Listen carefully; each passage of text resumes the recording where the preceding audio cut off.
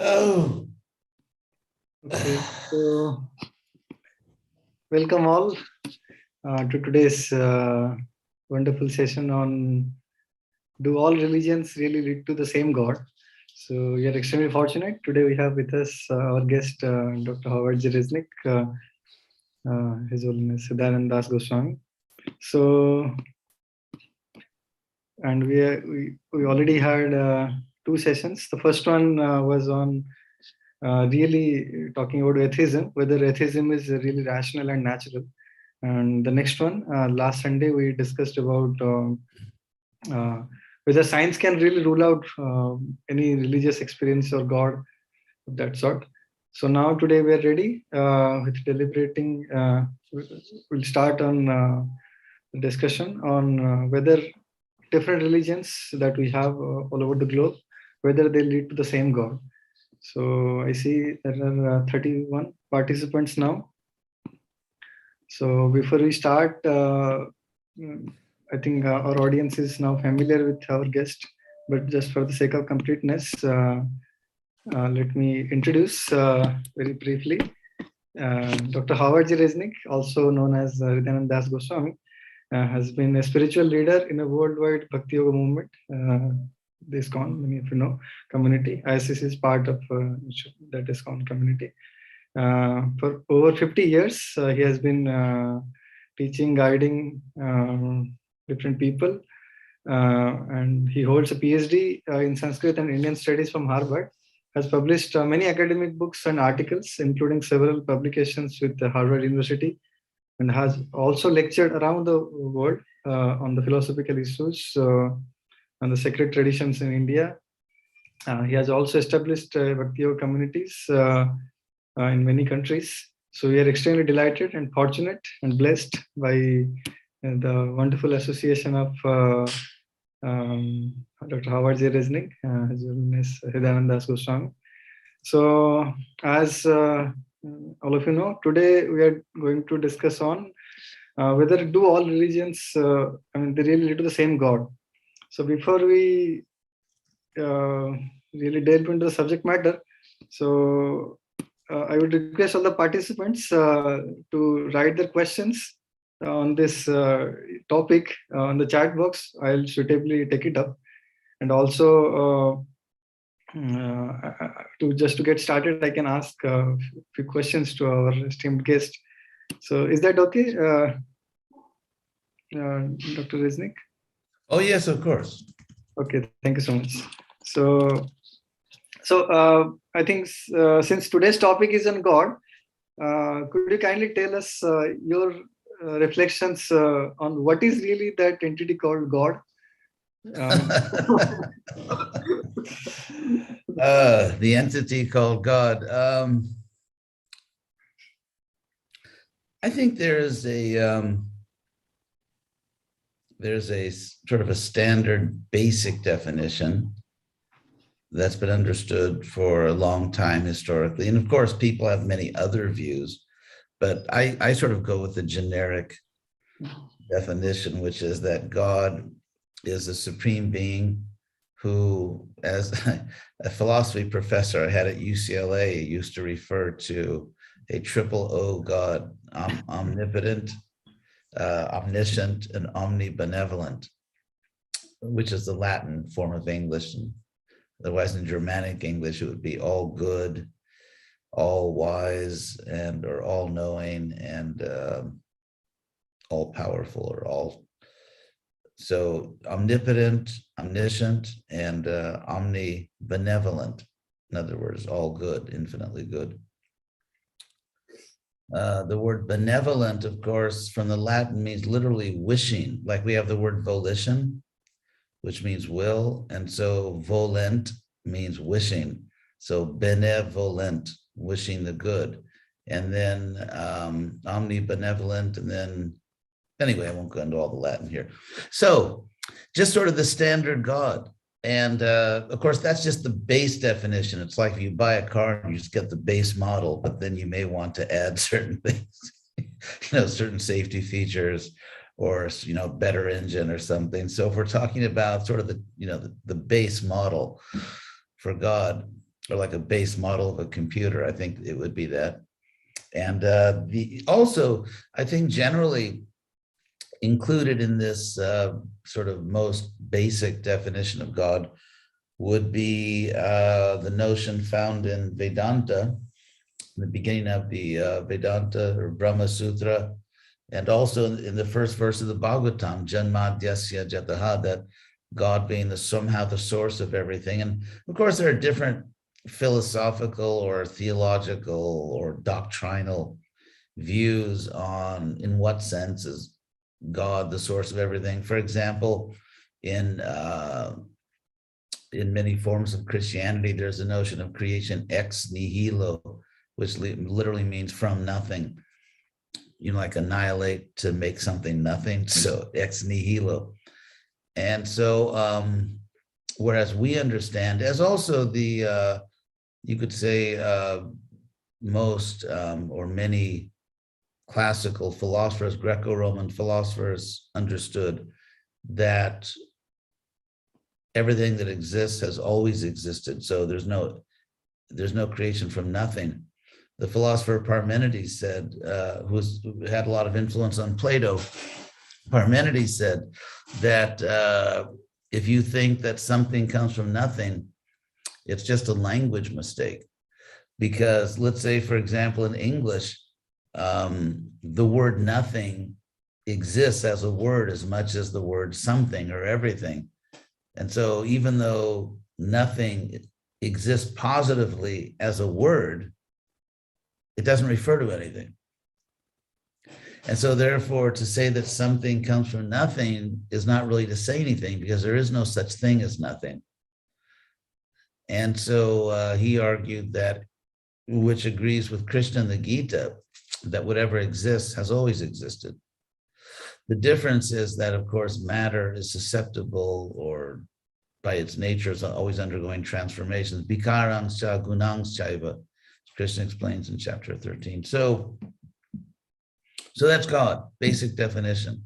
No bells and whistles, just the basic definition of God. Yeah, thank you so much. So those who joined a little late, so they can type their questions in the chat box. So I'll take it up suitably, no matter what the question is. Yeah, you raised the question initially of do all religions lead to the same goal? So perhaps I could speak a word on that. Yeah, thank you. Yes, surely. And I think to say that is to really reject the notion of rational religion. Mm-hmm. It's just to go to another irrational extreme, because what we see in history, especially from religions, frankly, that came from the Middle East and wanted to spread around the world, is a type of fanaticism that this is the only way, that no one is really seriously in contact with God. I mean, apart from, do you make progress in other religions? It's that you're not even really worshiping God. You've got the wrong guy here. You know, you're worshiping some idol, which is just some dead piece of stone or wood or something.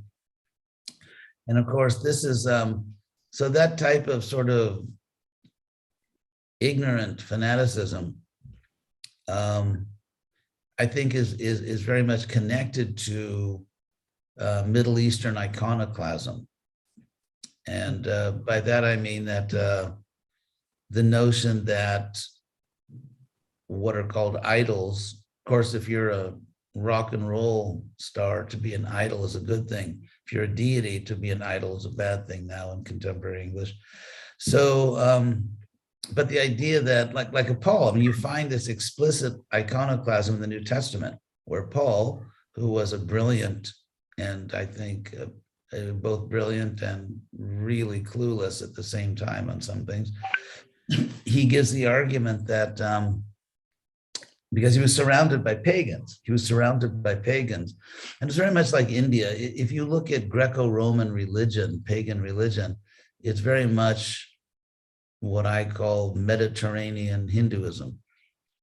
And there's a lot of the same attitudes, a lot of the same ideas. It's very similar. And of course, Greek and Latin are very intimately connected to Sanskrit. So it was really like an Indo-European culture. Just to give one simple example, that of a Sanskrit word in Roman religion, the god Jupiter, because Jupiter is Sanskrit. It's just Jupiter, the father of heaven. The Sanskrit word Dew is just the original sort of a stem form of a word, which then becomes Divya, divine, or Deva.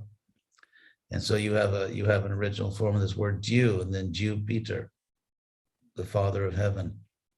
So anyway, the idea that God, now maybe I'll get into that, because what I want to say is that religions which are sort of iconoclastic in this way and think that any visible manifestation of God is not only false but even blasphemous. I think the source of all that, I think the source of that misunderstanding is the fact that these traditions were not very philosophical. And so the Greco-Roman traditions, they were into philosophy, and later Christianity, in Europe, it did philosophy, but in the early stages. So what is philosophy here? What do I mean by philosophy? I mean, you ask the simple question, what is matter? And we're asking the question not exactly in the same way as, for example, a quantum physicist. And ironically, though, if we can bring in quantum physics here, the quantum physicist ultimately doesn't know what matter is, because, as you know, the whole process in physics has been that you understand something by finding the smallest possible parts. Like first, there are molecules and there are atoms, and then there are parts of the atom. There's what are they called? The nucleus of the atom, and then electrons, and then you break things down, subatomic particles, and then it kind of ends up with, I don't know. Do you know? No, I don't know. So it's funny. I mean, nowadays, to be a materialist is sort of a comical position, since no one really knows what matter is. So to say you're a materialist, actually, it doesn't mean anything. So if you go down into the deepest level of subatomic particles, no one knows what it is. So how can you be a materialist? Maybe it's a soul, maybe it's Krishna, maybe it's Vishnu, because they don't know what's ultimately in there. So anyway, but so that's physics. But philosophically, you say, well, what is matter ultimately? And what is matter relationship to God? They didn't ask those questions. They just thought, okay, God is spiritual, matter is, it's this gross material stuff. So it's offensive to say that God is matter. So it's considered to be offensive to think that God appears, let's say, in a visible deity made out of wood or metal or stone. But if you ask the question, what is matter? And what is matter's relationship to God? Then if you understand that actually everything that exists emanates from God, then matter is also God's divine energy. So then the question becomes, can God appear in matter? And the answer in the Old Testament is yes. Because there's a very famous story where Moses had fled Egypt. And as far as he was concerned, he was just like a happy grihasta. He's just going to live his life. If you have a few kids, then, that's it. Forget Egypt. Because in Egypt, he was a wanted man. I mean, he would be executed if he went back to Egypt. And so then God appeared to him. How? In a burning bush. Moses saw this miracle that a bush was burning, but did not consume itself. When something's on fire, it burns up. But this was a bush that was on fire, but it didn't consume itself. And then Moses heard the voice of God saying, this is of course Indian. take off your sandals, because when you go into a temple, you don't wear your shoes or your sandals. And so the voice of God said, take off your sandals, for you are standing on holy ground. And then it was understood that God had somehow appeared in this mystical way to Moses and ordered him to go back to Egypt and free all the Hebrew slaves there from slavery. But anyway, so the idea, the main idea we're talking about here is, do all religions lead to the same goal? So previously you have this fanatical approach that we have the only true religion. I mean, this is like really not very bright. We have the only religion, and everyone else is going to hell or some other undesirable place, maybe Florida in the summer or New Delhi in the summer. You go to what happens if you don't accept the one true God. And so, and of course, that God can't appear in a visible form. So we have these views, and they were very fanatical. They're very fanatical. And so therefore, according to, what Galileo called the pendulum effect, actually, he was kind of coined that term. And then the pendulum effect, or Newton, I think it's his third law of motion, that every motion or every force produces an equal and opposite force in the universe. And so that idea of equal and opposite, which you find in Newton, you find in the pendulum effect, and you find in history also. There is a historical pendulum effect. And this was actually really talked about very explicitly by the philosopher Hegel, who was the philosopher of history. And so because you have these very fanatical religions, this is the only way, they produce their equal opposite reaction, which is fanatical, what I call fanatical metaphysical relativism, that all religions are the same. So to say that all religions are the same is just as fanatical and unphilosophical as to say that we have the only way. And in the middle, in this case, I think the middle position is found in India, historically. I think in India, even thousands of years ago, they got it right. And I'm not saying that because, I'm rooting for the home team or something. I'm saying that because it's a historical fact. In India, what you find is that people actually had the intellectual and spiritual maturity to debate these things. It's not that, for example, the impersonalists told the Vaishnavas that you're going to hell because you're worshiping a false god, or the Vaishnavas told the impersonalists that you're all going to hell, although the impersonal liberation is kind of hellish, but it's not technically hell. So in that way, in India and in the Greco-Roman civilization, basically in Indo-European civilization, people were able to philosophically debate these things, which is not fanatical if you follow the rules of fair argument, of fair debate. It's just like scientists debate. Scholars in every field debate things, but they have certain rules. It's not a fanatical claim that you're worshiping a false god, and philosophically that makes no sense, but it's true anyway. Why would God be a fanatic? Well, because it's not a philosophical. I mean, Paul in the New Testament gives sort of some bad philosophy, which I'll explain.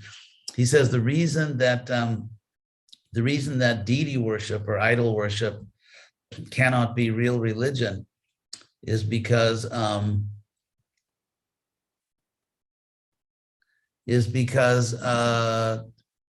the idol worshipers, they offer food to God, or they offer little clothes, like puja in India. And he said that, why does God need you to feed him? If he's really God, why do you have to feed him? Of course, this is a very bad argument. And the obvious response to Paul would be, well, if God can find his own food, he can also speak for himself. So why do you have to speak for him? Why are you going around everywhere insulting and offending other religions? God can eat for himself. He can speak for himself also. And the obvious point here is that we serve God, we offer Krishna or God or whatever name someone has, food, or we do puja so that we can learn devotion. So in any case, because we are not merely reacting somewhat mindlessly to fanatical religion, we do not get into mindless relativism. And one really brilliant thing about the Bhagavad Gita is that Krishna doesn't say that, let's say there is Judaism and then there's Christianity, or beyond that is Hinduism. I mean, there's no nonsense like that. In the Bhagavad Gita, Krishna is giving a categorical hierarchy. So at a categorical philosophical hierarchy. So for example, when Krishna says that there's the karmi, the person who's, it's a very popular word in the Hare Krishna movement. So there's there's the beloved karmi, someone who's literally engaged in karma, in other words, working and then trying to enjoy the fruits of the work. But beyond that, there is karma yoga, where you do your duty, whether it's to your family or your profession, you do your ordinary duties, but you offer the fruit to God. That is called karma yoga. It's the offering of the fruit to God that turns karma into karma yoga, because yoga means link.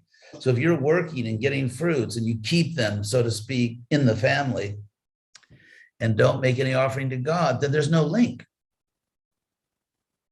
Because if there's no yajna, if we're not offering the karma follow, the fruit of our work to God, where's the link? There's a sort of funny thing where many Hindus think that if a man works hard and gives all the money to the family, he's a karma yogi. Isn't it? That's sort of a popular idea. He is a karma yogi, but his link is to his family, not to God. And since everyone in his family is going to leave their body, and it's a link which is going to lead him to nothing but death. Whereas so the whole point of yoga link is that through your work, you take the fruit, you offer it to God, and that's the link. It's the offering, arpana, or arpan, as you say it, I guess, in Hindi. So, and so then Krishna says, okay, beyond karma, there's jnana. In other words, rather than just working hard, trying to make money and, go to, I don't know, Disney World or something, beyond that, there's knowledge, there's wisdom.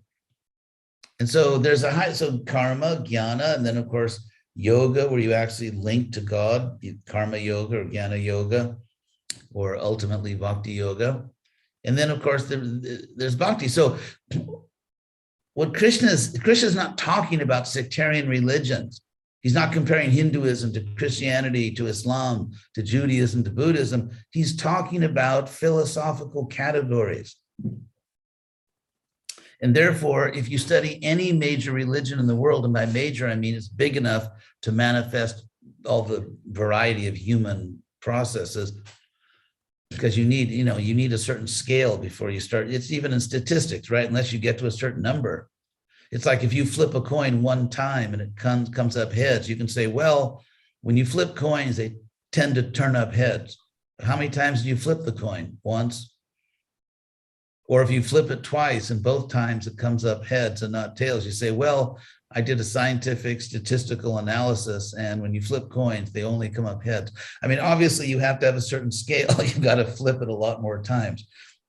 And so in the same way, in order to observe the full variety of human approaches to religion, you have to get enough people in a religion before you get the full statistical spread. You get the full bell curve or whatever.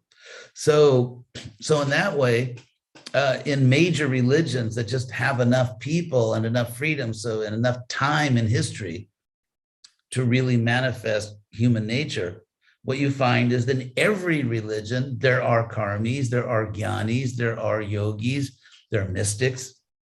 Just like in Judaism, there were some people who were kind of disgusted with what they saw as the corruption of Judaism in Jerusalem. The rich people controlled the temple. I mean, this is a very old story. You find it in every religion. People that have a lot of money, they build the temples, they build the churches, and they kind of, control things. And so, so they decided to go off to the wilderness. Now it's interesting because in India, when people wanted to get away from corrupt society, there were two places they went. They either went into what is called Mahavana, the deep forest, or they went to the Himalaya. They went to the mountains. Why? Because the materialistic people don't hang out in deep forests or up in the mountains, unless it's just sort of like, I don't know, ecotourism or something. But so therefore they get away. Now in Israel, it's a very small place. There weren't many places to go. So the one place you could really get away from everyone, real wilderness, was the Dead Sea, which is one of the lowest points on earth. It's like you do not want to be there in the summer. And so they formed these little yoga communities, and we know them as the Essenes, and they're the ones that wrote the Dead Sea Scrolls, those things that were found. They were the Jewish yogis that left the city and went off into the wilderness and did a type of Jewish yoga. So the point I'm making here is that in every tradition, you'll find the karmis, the jnanis, the yogis, the karma yogis, the jnana yogis, the bhaktas. And so Krishna is giving universal categories. He's not talking about sectarian religions. He's not saying Christianity is better than Islam or Islam is better than Hinduism. He's giving philosophical, sociological, you could say, historical categories, which are totally non-sectarian. If you kindly permit, can I ask a question on top of that? Sure. Yeah, go ahead. So I see a lot of questions on different attributes of God. So personally, okay, sure. We can go to the questions if you like. Okay. So personally, when I see different religions like Judeo-Christian religions or different dharmic traditions like Hinduism and all, then other sects. So the basic ontological structures that the believers believes, like for example, Hinduism, when you're talking within Hinduism, like you gave the examples of Bhagavad Gita, so there everything falls into the picture. But when I contrast the understanding of a believer of a particular sect to another community, so both of them kind of believe that this is correct. I mean, but you see, that's not philosophy. If we want to just talk, I mean, it's like saying that someone prefers vanilla ice cream and someone likes chocolate. Okay, that's not a philosophical issue. I mean, you can't argue philosophically that vanilla tastes better than chocolate, or that, I mean, that's absurd. Or that mango ice cream, I guess in India, you must have a lot of mango ice cream. You can't argue. It's not a philosophical argument that mango ice cream tastes better than I don't know, banana ice cream or something. And so for someone to say, I believe my religion is best, that's just, you're telling us about someone's belief. You're not telling us, you're not giving us a philosophical argument. And so philosophy is sort of like the neutral ground. It's just like when you play cricket. Right. I must admit, I have personally never played cricket, but I did play baseball. But I've watched cricket games actually. So when you play cricket, you play in a certain field, and the field has to be level. It's not that for one team, they say, they use the term a level playing field. Like, let's say like soccer, let's say if you're playing soccer, if the field is tilted, so one team is going downhill and the other team is going uphill, you can't play like that. And so the level playing field, the neutral level playing field, same rules for everyone, is called philosophy. Right. And so to say that someone believes something is like, how is that relevant to a serious philosophical discussion? I mean, just take the example of, for example, say Hinduism. We have followers of, we do believe in a very transcendent God. But there are other people, who philosophically, they are kind of happy with the kind of God who is, they take example of pantheism, and they equate the God with the whole universe. I mean, it's favorite for the scientists, I think. So pantheism. Okay, let's take pantheism. So the question on whether really God is transcendent or it's immanent. But if you look at pantheism, Mhm. If you look at pantheism, it has no explanatory power. It's just like in physics. If you say, okay, here's a great equation, it doesn't explain anything, but it's kind of an elegant equation. It just doesn't explain anything. Mhm. And so in science or mathematics, we look for explanatory power. So if everything in the universe is God, what does that even mean? Does that mean that old, let's say, aluminum Campo Cola cans or something, or also that's part of God, or I mean, it's one thing to say that everything that exists is part of God's power, His energy. Mhm.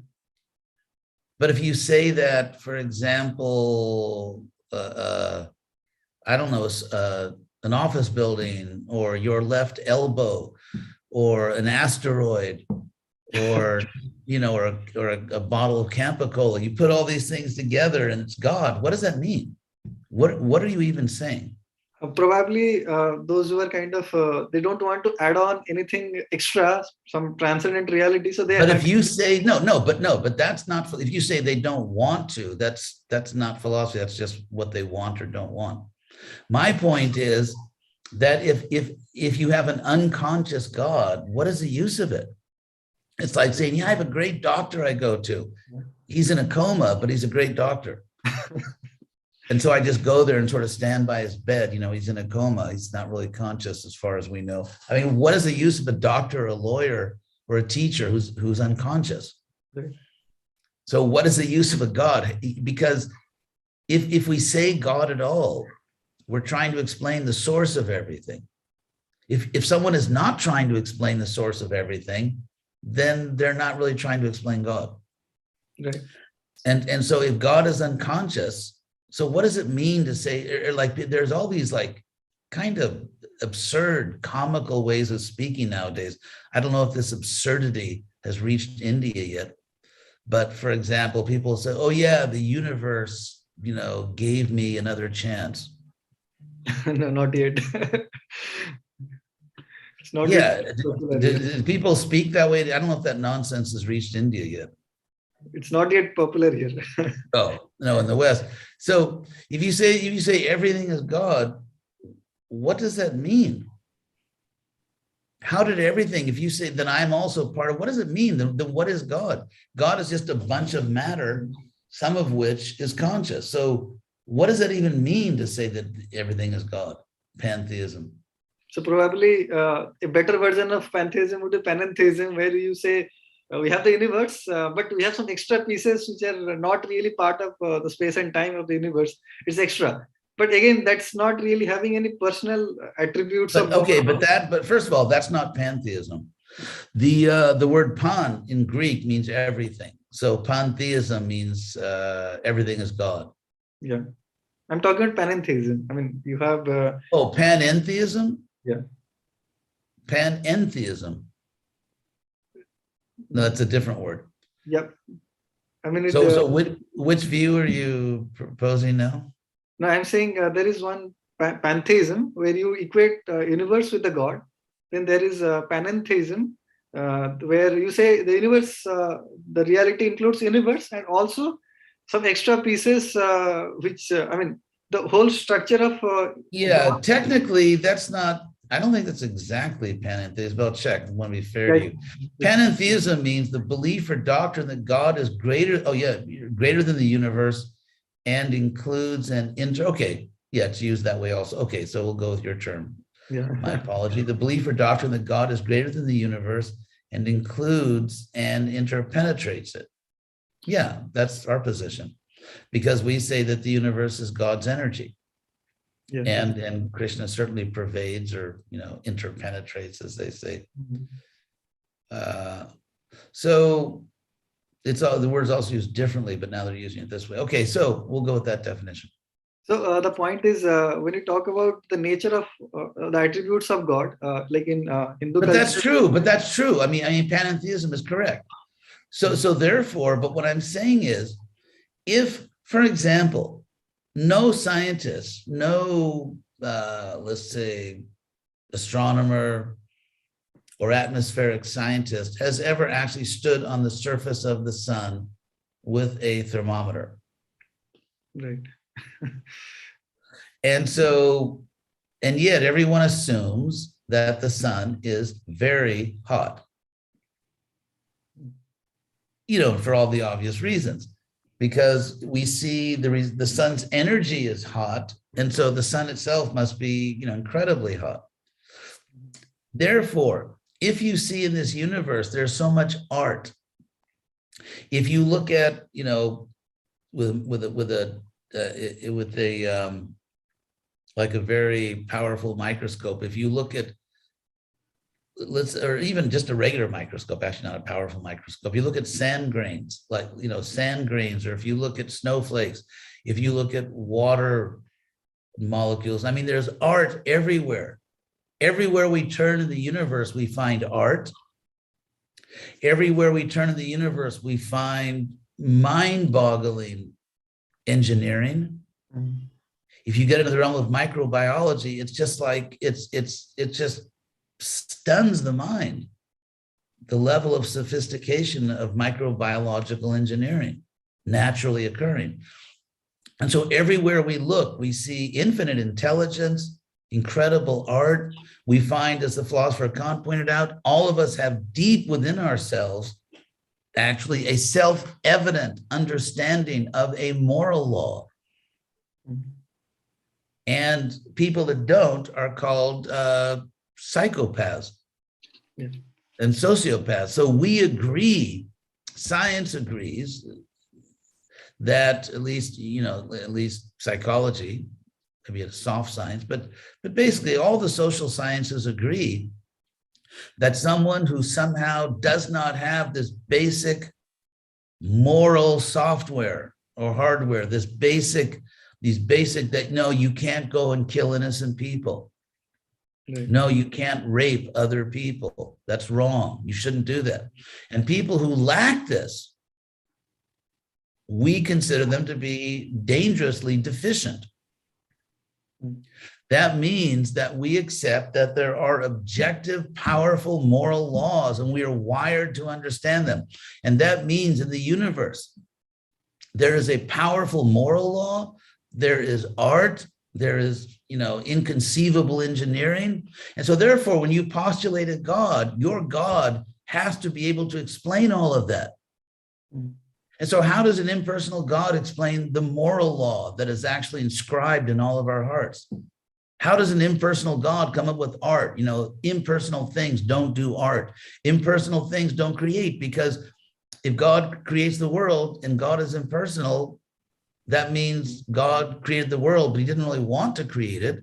He had no intention, because only people have intention. Only people have desires. And so how do you have a God that creates even though he didn't want, or you can't say it didn't want to, but just somehow the universe, it was just sort of some type of fantastic, creative, involuntary burp or something.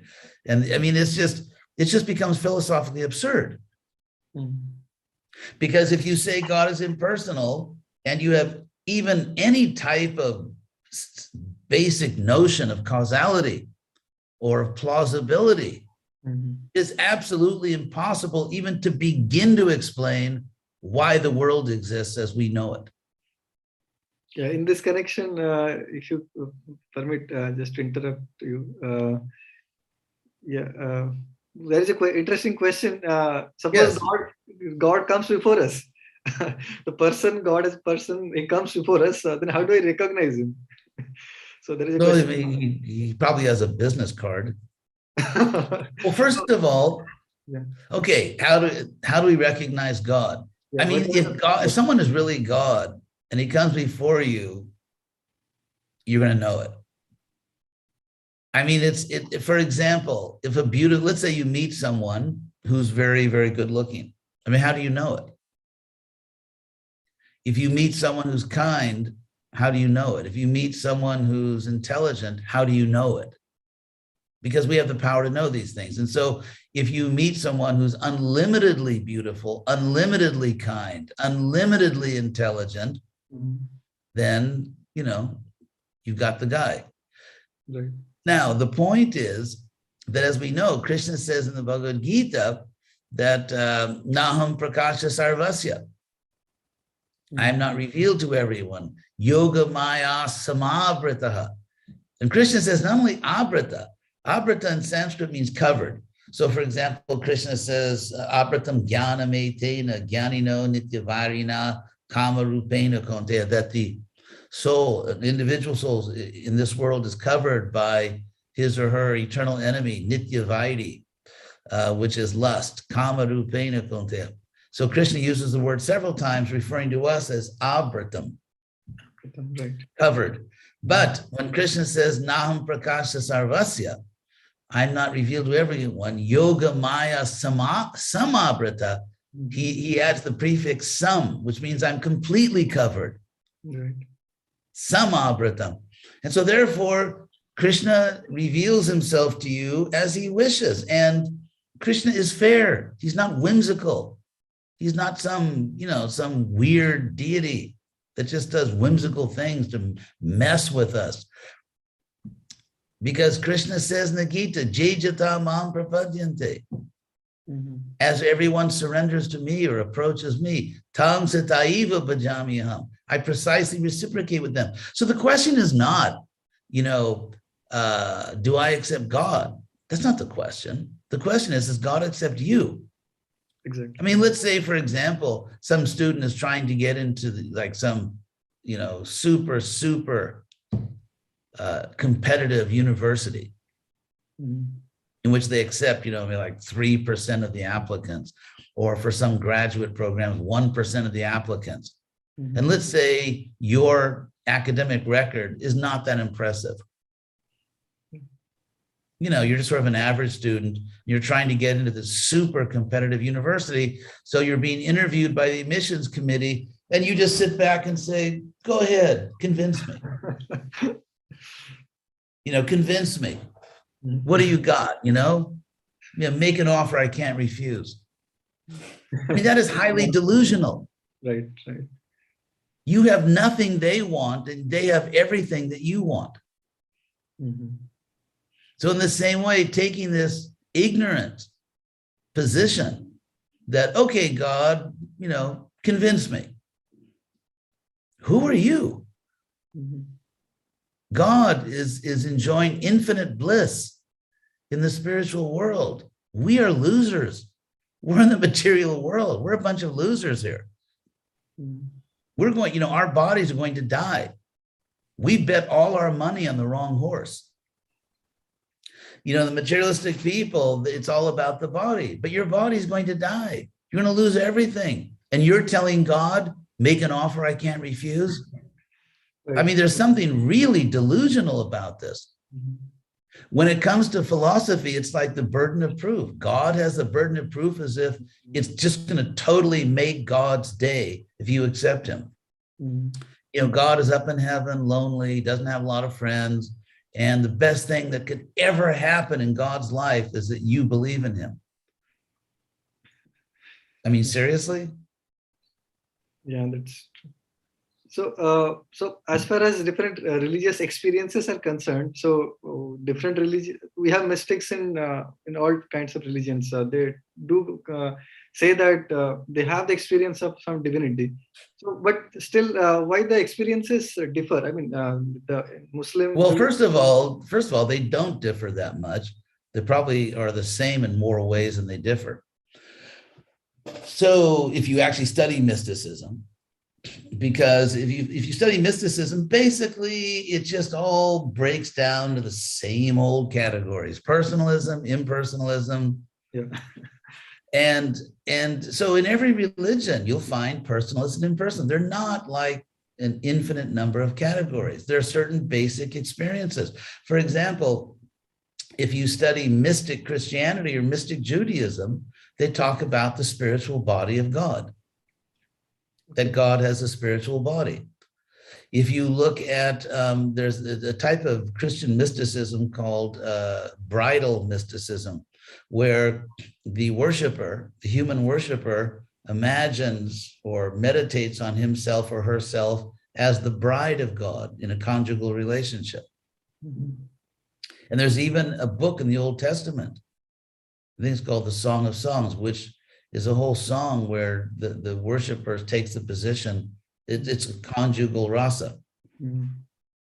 And so if you study world religions, what you find is on a philosophical level, if you're talking about basic definitions of God, there's widespread agreement between religions. Mm-hmm. The differences arise when people get fanatical. Like if you're trying to prove that Muhammad is the seal of all the, Semitic prophets, because in the Old Testament, you have this prophetic tradition. Mm-hmm. And then you have Christianity. And of course, people thought he was just another prophet. And then you have Islam. So the historically, the Christians accepted the old and then their own creation, the New Testament. Mm-hmm. And then the Muslims accepted the Old New Testament and the Quran. Mm-hmm. And I won't get into all the text critical issues here, but that's a whole other topic. But still, they're all accepting that. Mm-hmm. They're all accepting these same basic, and then they may have debates about what the Bible's actually saying or what the Quran is saying. But so they all accept that. And then if you look at, for example, on the Indian side, mm-hmm. or Greco-Roman, because really, they're really, it's very interesting that all the major world religions only come from two places in the world. Mm. They come from India and they come from the Middle East. So we don't have this, sometimes people who are sort of religion bashing and who are not very well educated, they say, oh, there's so many religions all around the world and everyone thinks they have the only way. I mean, that's not very intelligent, because first of all, the religions that come from India, which are two of the major world religions, Hinduism, Buddhism, and other religions were big at one time and then became highly reduced, like Jainism. So if you look at these world religions, they only come from two places. And if you compare these two places, in one of the places, there was intellectual and religious freedom. In the other area, there wasn't. Mm-hmm. Right. So how can you say that when you have two geographic areas, in one of them, you have very broad freedom of religion? I mean, Buddhism, the Buddhists in India directly denied the Vedas. And, it's not that everyone was killing them. They just had debates about it. Mm-hmm. In Europe, in medieval Europe, or even in late antiquity under Constantine, all his nonsense. If you look at the Middle Eastern religions, if you said, the Bible is false, your life expectancy would be dramatically reduced, probably to like within minutes. Yeah. So in India, you could have a whole new religion come and just declare that all the holy books of this country are false, and no one kills them. So you had this very modern type freedom of religion. Mm-hmm. Whereas in the Middle East and Middle Eastern traditions, the tendency was the opposite. Mm-hmm. If you look at the Indo-European civilization, they had philosophy. There's only two places in the world. There are only two places in the world where you get independent, comprehensive, indigenous philosophy. And that is India and Europe. And that's the Indo-European culture. Mm. And when I say, for example, obviously, there were great Jewish philosophers and great Jewish and Christian philosophers, but the philosophy came from the Greco-Roman world. The philosophy came, so that, for example, Augustine, the most influential theologian for centuries in Christianity, he was inspired by Plato, who was a pagan. And so only two places in the world developed independently comprehensive philosophical systems, India and Europe. And those are the only two places where you had complete religious freedom. Okay. Because when you have a philosophical approach to religion, there's room for debate. If you have a dogmatic approach to religion, there's only room for killing people that disagree with you. Right. So, So therefore, to say that all religions are this, no, it's so a theology which comes from a fanatical culture is not necessarily going to be the same, not necessarily, as a theology which comes from a free society. right. And so if you look at, again, someone may disagree with me, but we can philosophically debate. It's not that, okay, if you don't agree with me, you're going to hell forever. That's not philosophy.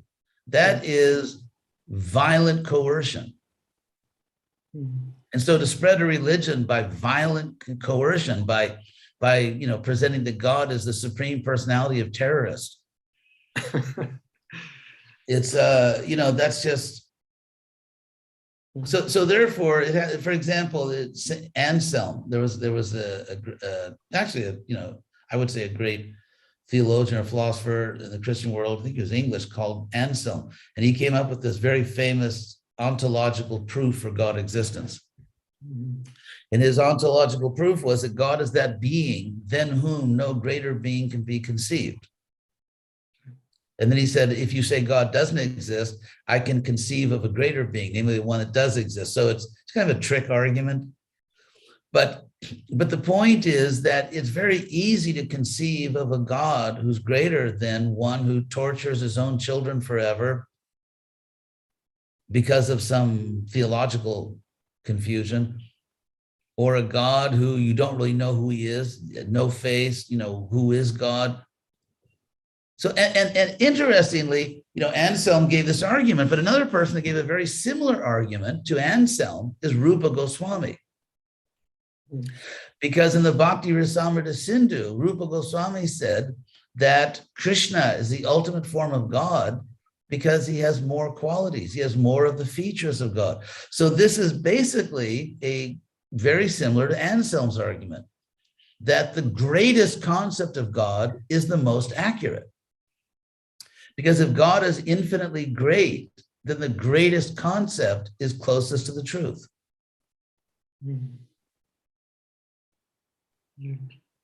So, so the follower of one religion, can he or she take advantage of other religious, philosophical issues? Because I see one religion, all religions have different levels of philosophical depth in their theology.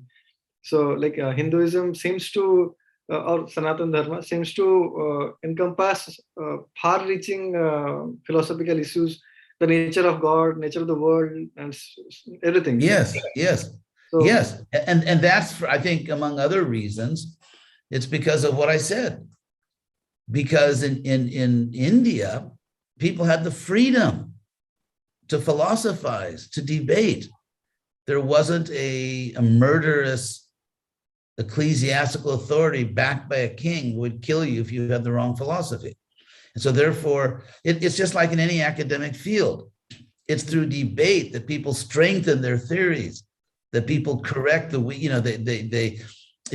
let's say I put forward a thesis in geology, like let's say, or I put forward a theory of why the dinosaurs disappeared. yeah. And then I put forward my theory, and then another scientist says, well, no, your logic is weak here, or you've misinterpreted the evidence here. So the result of this open, free debate among scholars is that scholarship goes to higher and higher levels. Right. Because of the competition, because of the debate. And so in India, precisely because they did have this open debate, it was safe. It was safe to actually challenge and debate. Therefore, the result was very, very advanced theology and philosophy. Right. So, in a nutshell, do we all really worship the same God? Because the kind of understanding the different practitioners have different. I mean. Yes. So, but not really. I mean, I would say what Krishna doesn't talk directly in the Gita about. Well, he does actually. He talks about religion in the three modes of nature. I think he talks about offerings or austerities, because the three components of religion in Bhagavad Gita are yajna, dana, tapa. because yajna means offering up to someone higher, that's yajna. And then dana is offering down to charity to people less fortunate. And then tapas is, of course, giving up. So I say sometimes the three components of religion, which Krishna explains in chapter 17 and 18 of the Gita, are giving up. I mean, giving to something above you, giving something below you. I mean, in terms of their fortunes, and then just renouncing. So, and that's what, and Krishna talks about that. Yajna Dana Tapa. And then in chapter 18, Arjuna says, just one more time, Krishna, let's get this straight, before the show's over, that let's just one more time get this straight. Some people say you should give up all activities as an evil or as imperfect. Other people say you should never give up Yajna Dana Tapa, sacrifice, offerings to God, charity, and austerity. And then Krishna says, I will give you my final conclusion now, that you never give up these three things. They purify even the great souls. And so, that's really, so in every religion, you'll find these things. Right. In every religion, you'll find these things. But in India, I taught at the University of Florida for 2 semesters. I taught a course on the history of Indian religion. And so I went back to the Rig Veda all the way up to the Hare Krishna movement, just explain everything in the history of Indian religion. And it's clear if you study it, that in an open marketplace of religious ideas where people had intellectual freedom, and India was a very rich country. It was a very, very rich country. Therefore, people had the time to think about these things. So they had time, they had the ability. There have always been a lot of very intelligent people in India going back in history.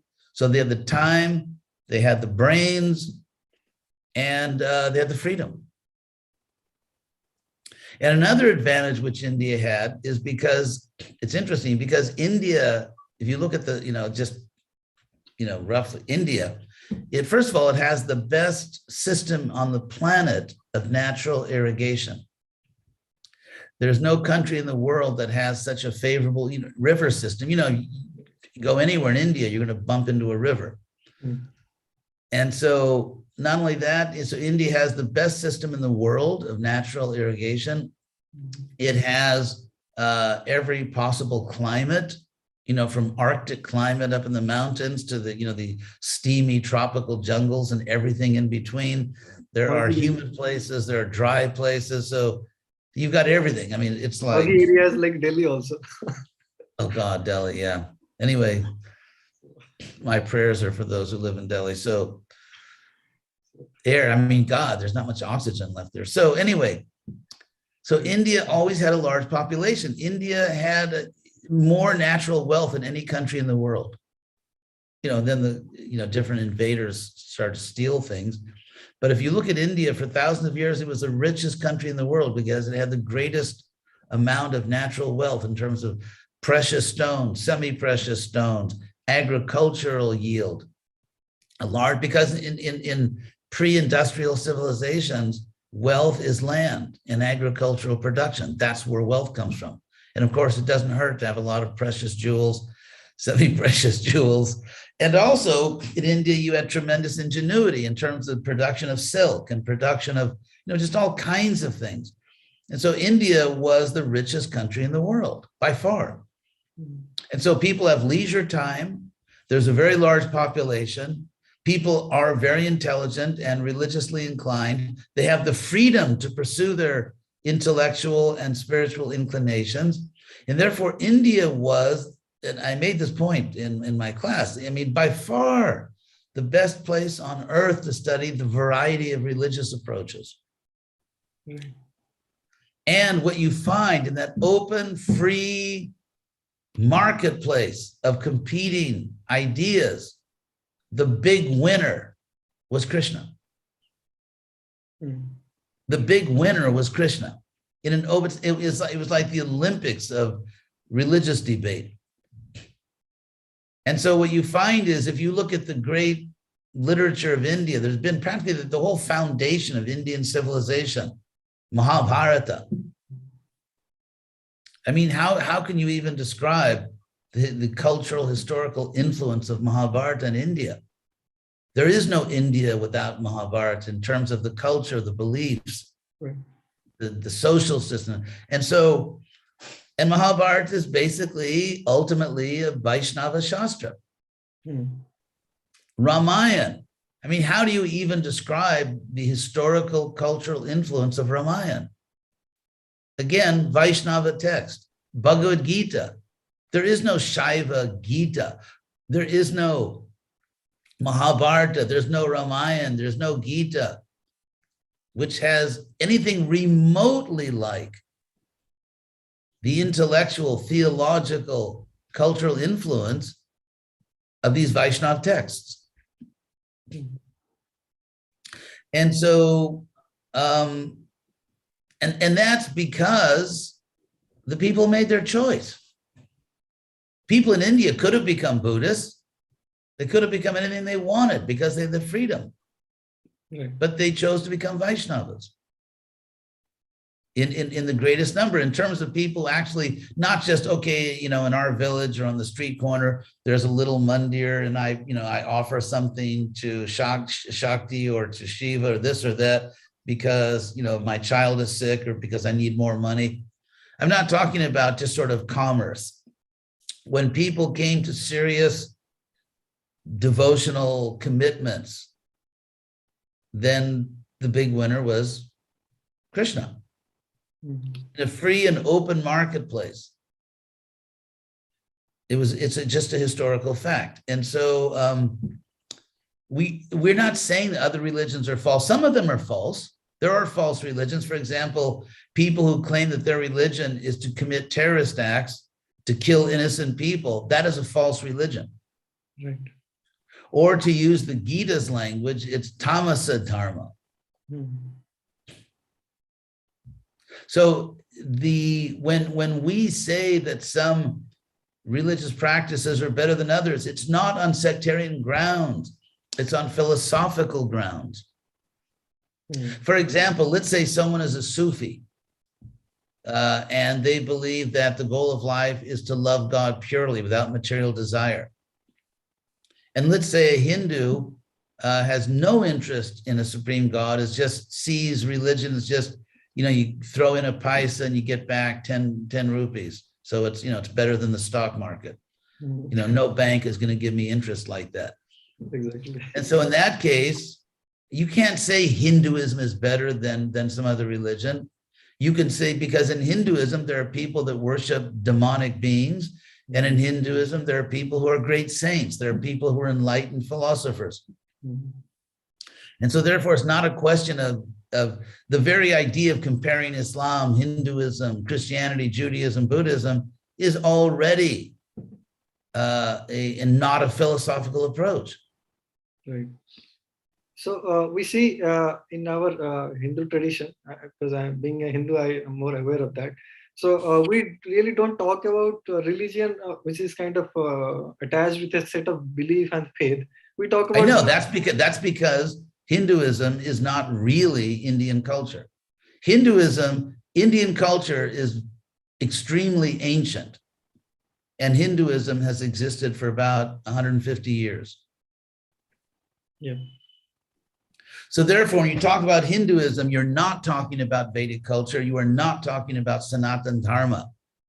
You are talking about a concoction, and with a nod to Vivekananda and Dr. Radhakrishnan, kudos for inventing. Actually, I wrote an article about this, which I can send you or anyone that wants it.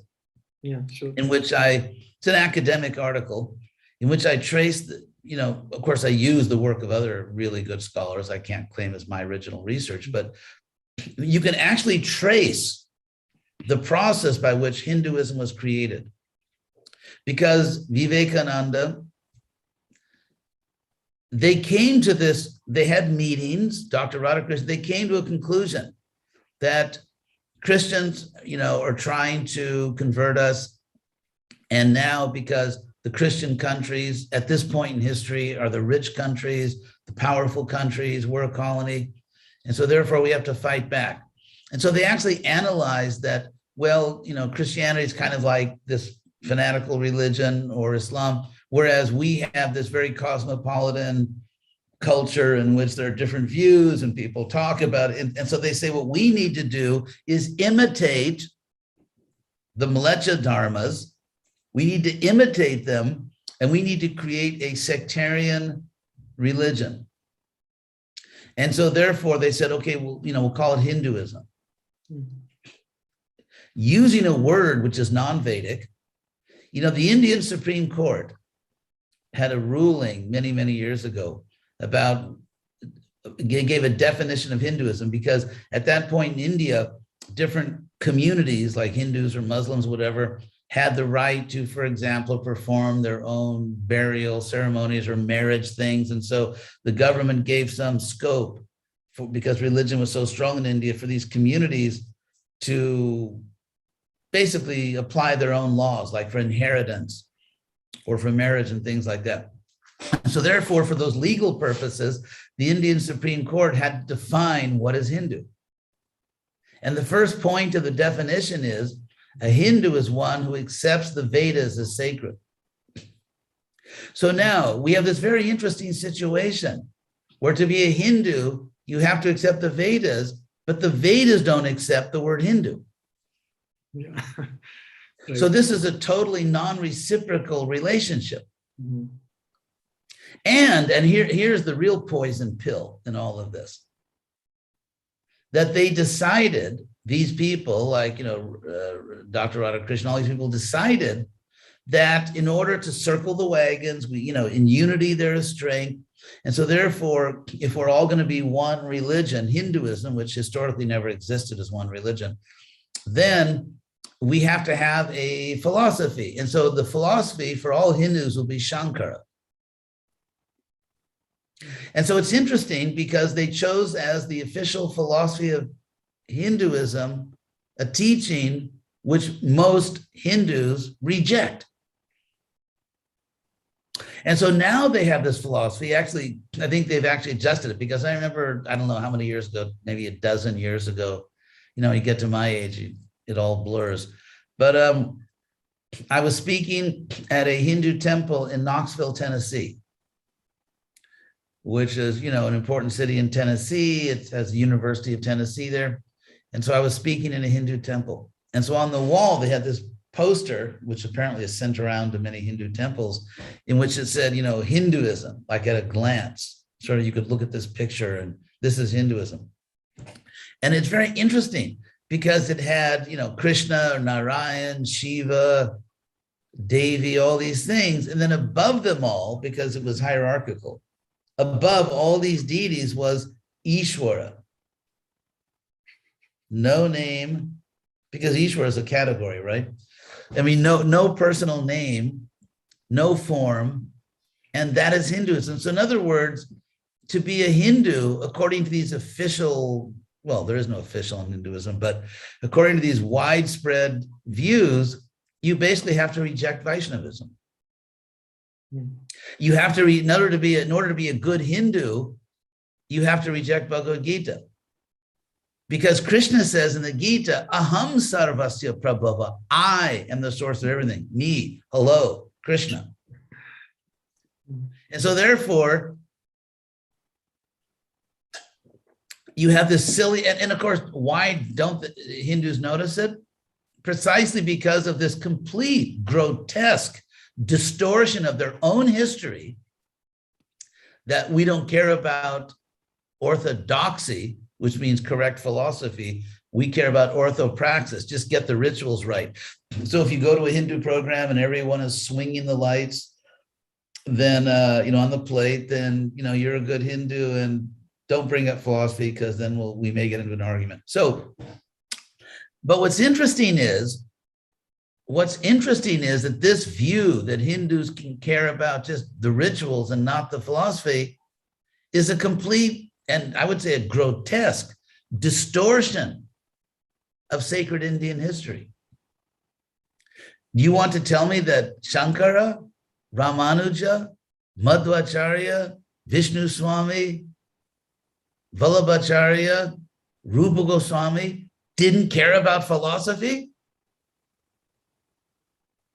Certainly, they cared a lot. They wrote, established. The most sophisticated theological debates probably in human history took place in India. Exactly.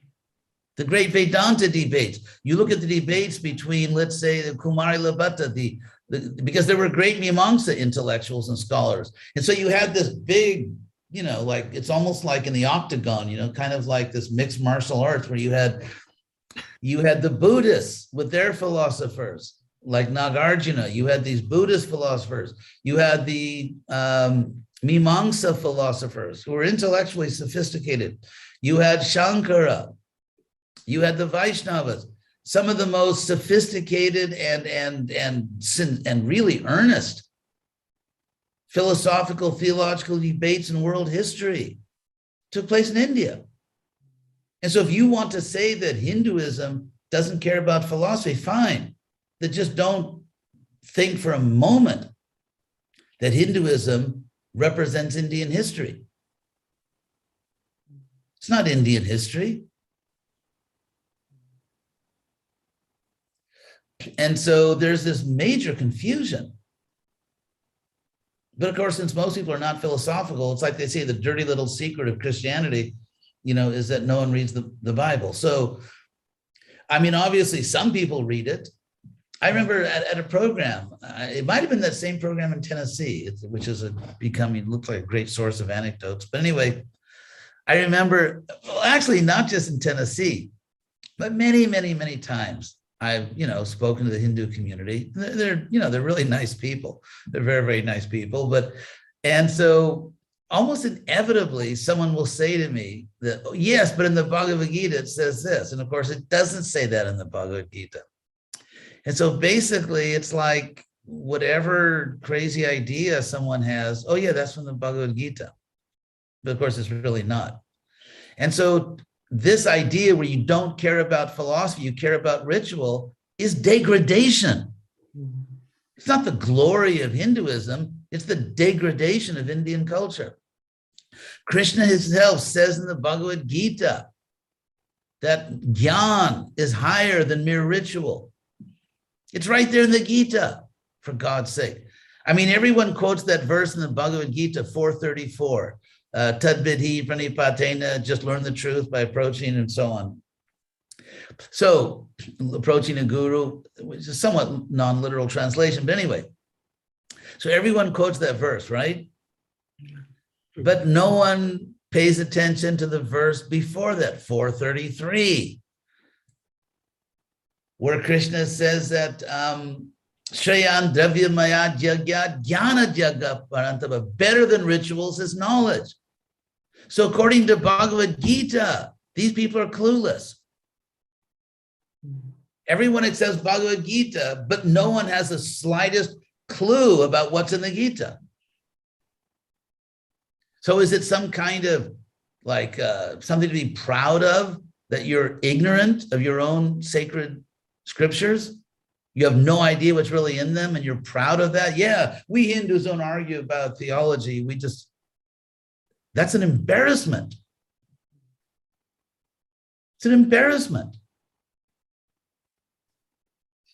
So we see, people are nowadays quite comfortable with accepting some impersonal God, thanks to probably Shankaracharya's philosophy. Actually, they're not. Actually, they're not comfortable with that. First of all, the overwhelming majority of people, have never had a philosophical thought in their life. Right. Which is, is very promising for democracy. But anyway, so the point is, almost no one is comfortable with impersonalism. Because in India, who doesn't pray to somebody for something? Everyone.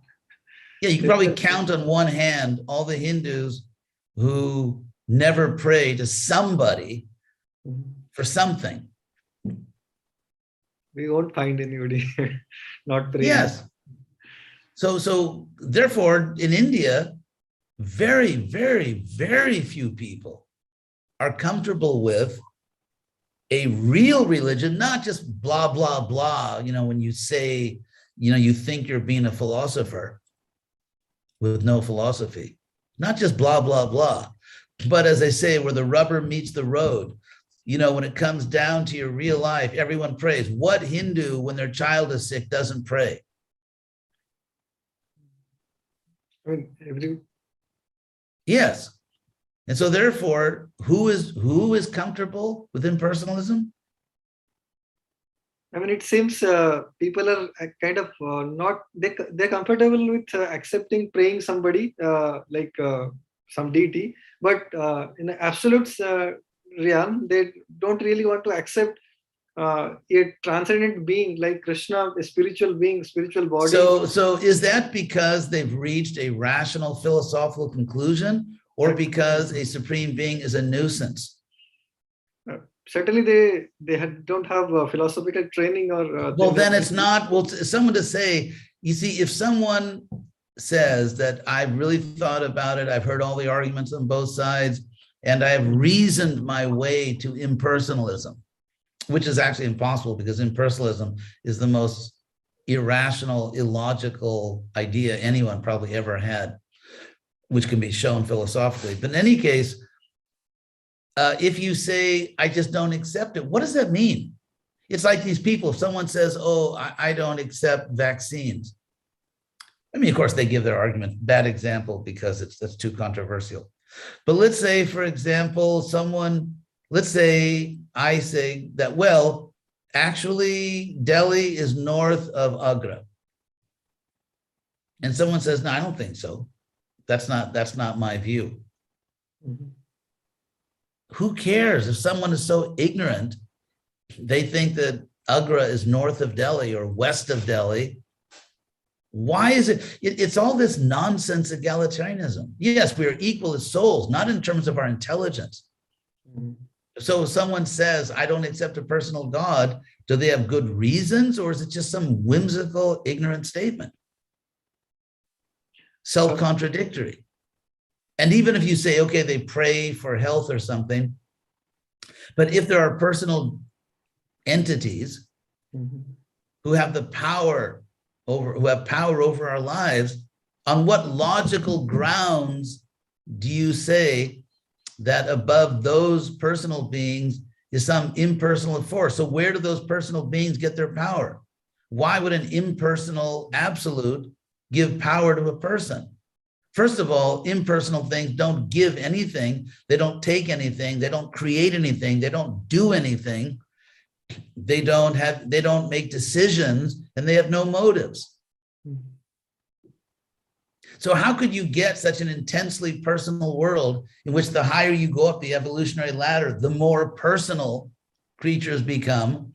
But if you go all the way up, it suddenly blanks out and there's no person. This is not philosophy. It's just nonsense. Yeah, often, people like Dawkins, which, as you said last time, no serious philosopher takes seriously. So people like him, they advocate that religion has really evolved from human emotions, human need, and it dates back to Freud. And I would say the obvious fact is atheism is what really comes from human emotions. Like that fool, what was his name? Stephen Hawking, that physicist. The point is, if I could say that it's just because of your human emotions, you think there's a real world outside your mind. I mean, anyone can say anything. Any fool can say anything. That's not philosophy and it's not science. If someone attributes religion to human emotions, that's not a philosophical statement. There's no evidence of that. That's not science. It's just someone giving their opinion. Reality is not determined by opinion polls. We live in an age where a product is good if a lot of people buy it. And if it's not good, then if people don't buy it, it's not. No, there are excellent products that people don't buy, and there's a lot of garbage that people buy. And so therefore, the idea that we take an opinion poll to find out what God is absurd. Right. Shudrocracy. Yeah. So one of the participants is saying that we really don't see any supernatural being or godly being. Of course we see a supernatural being. Anyway, that's an interesting point. Of course we do. Why do Hindus go to mandirs? Why do I go to a mandir? Why do I came from, from a wealthy family. I have an education. Why am I doing this Hare Krishna thing? Why am I doing it? I mean, do people really think I'm so stupid that with no personal experiential proof, with no self-evident experience, I'm just doing these stupid things? Certainly not. How do you prove? Okay, if you want to prove, how do you prove there's a real world outside your mind? Not possible. Yeah, so therefore so it's just because of your emotions, you think the world exists. No. Actually, there is such a thing in philosophy, epistemology is called foundationalism. We have certain experiences which are self-evidential. That's the word Lord Chaitanya used also in his debates with Prakashananda and Sarvabhauma. In other words, when I experience Krishna, it's self-evidently true. I would be completely crazy and irrational not to accept Krishna's existence. Just like I would be foolish not to accept the existence of a real world outside my mind. How can someone say that I have not had a self-justifying experience of God? How can someone say that? You see that, first of all, it's a hypocritical statement because the only person who can say that is God. Ironically, how can someone say, I have not experienced God?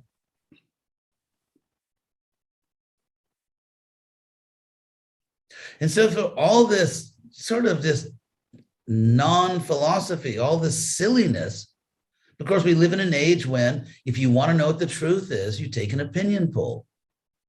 Okay. So for example, let's say a certain percentage of people think the Prime Minister of England is doing a good job, then he is doing a good job. And if a certain percentage think, if majority think he's not, then he's not. So the facts are irrelevant. We live in this postmodern age where truth is whatever you think it is. And so to me, when I was growing up, that was just called madness. You'd be taken to an institution if you talk like that. The truth is not what you think it is just because you think it. And the truth is not what the majority think. The majority of people get most things wrong. I mean, why do we get so many bad leaders in the world? Because, people elect someone and then it turns out the person's incompetent. I mean, so many countries are like that. So what do opinion polls, and if you really want to take opinion polls, if you say that, opinion polls matter, okay, I'll give you the greatest of all opinion polls. And that is the majority of all human beings who have ever lived on earth. The majority of all human beings, a very strong majority of all human beings who have ever lived on earth believed that there is some type of spiritual reality beyond the empirical world. Now, it's very interesting because the materialists will say, it's just, you just believe in God because of this or that. So they give their opinion. But if an overwhelming majority of all the people that ever lived believe in God, well, that doesn't prove anything. So the testimony of billions and billions and billions and billions of people doesn't prove anything, but their testimony as an individual is supposed to be authoritative. That's not philosophy. There's a word for that in English. It's called narcissism. It's called sociopathy.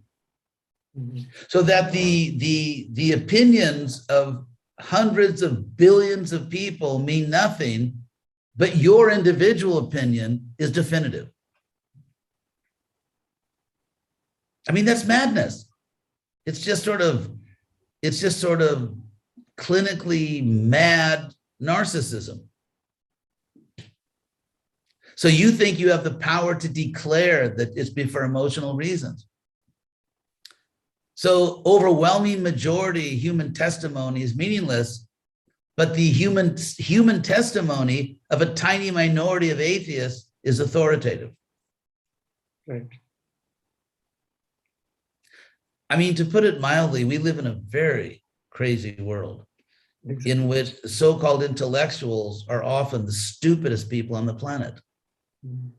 Because at least common people, they may not be educated, but they have some common sense. So just to digress, maybe detour maybe. So we're talking about philosophical traditions in India. So do you think India, lacks otherwise Western way of doing philosophy? In India, we have theological understandings which embeds philosophy, but there is when we see the Western approaches to philosophical quest and theological quest. So there seems to be a contrast. The way Indian scholars proceeded in bygone ages, and the way Western philosophical. Well, you see, it gets back to the point I was making earlier, and that is that within every religion there are different branches. Now, if you look at Christianity, for example, if you look at pre-Constantine Christianity, which means Christianity in the first 3 centuries of its existence. There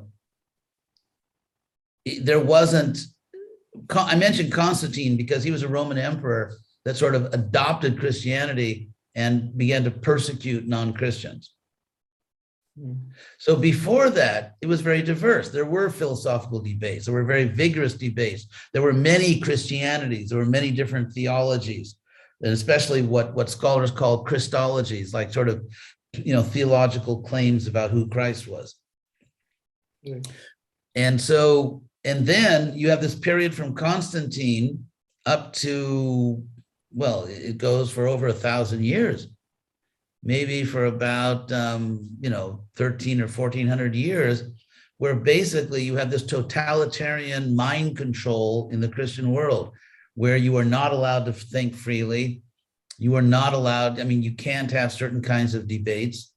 And then again, with the onset of the scientific revolution, which led to, of course, directly to the Industrial Revolution, to the rise of secularism, the French Revolution, you have all these changes historically. And so in a sense, you restore the original condition of Christianity where people can actually debate things and you're free to say what you think.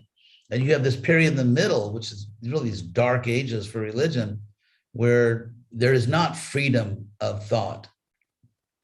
So I would say that in the West, in Europe and America, when the political situation allows it, yes, there have been vigorous debates on the nature of God, at least among scholars. But then again, we're talking about the Indo-European culture. The Indo-European culture. So in the philosophical way, if we... I was thinking, maybe I could address some of the questions here in the box? Yeah, please. Okay, because people have written in, I want to respect their time. The world over, spirituality and gods are converging, the diversity created by different religions. How do the followers of different religions agree that ultimately all religions lead to the same God? Well, all religions lead to their stated goals. And so, how can a religion lead to something beyond its stated theology? So what we need to do is, we can accept that, yes, in many religions, God is present, although people like terrorists or like crazy fanatics, I'm not comfortable with calling those bona fide religions. But let's say in religions which are not evil, and I don't think there's any evil religion. There are there are groups within religions who I think are evil. So, all religions lead to the same God. They do, but in different degrees. It's just like all physics classes lead to physics, but there's high school physics and there's postdoctoral physics. So you can say that all physics classes lead to physics, but there are different levels of physics. So next, do we have reasons for accepting the premises of many religions like Christianity, Judaism regarding creation? No, yes and no. The basic claim that God created the world, yes. The idea that God, that this is our first life, there was no previous life, or that matter didn't exist before God made it, which, by the way, I was listening to a lecture by a Old Testament scholar at Yale University, and she was saying that it is not necessarily the view of the Old Testament that God created ex nihilo, God created from nothing. So it's like, even in these religions, there are different philosophies, which were, how should I put, unified by violence, not by intellectual agreement. So if you go back and look at these religions before they were, they were silenced, like dissident voices were violently silenced, or if you go to these other religions in say in modern context and they have freedom, then there are different views, and many people would agree with our conception. Why is it that the believers of one religion do not agree with the beliefs? Well, many of them do.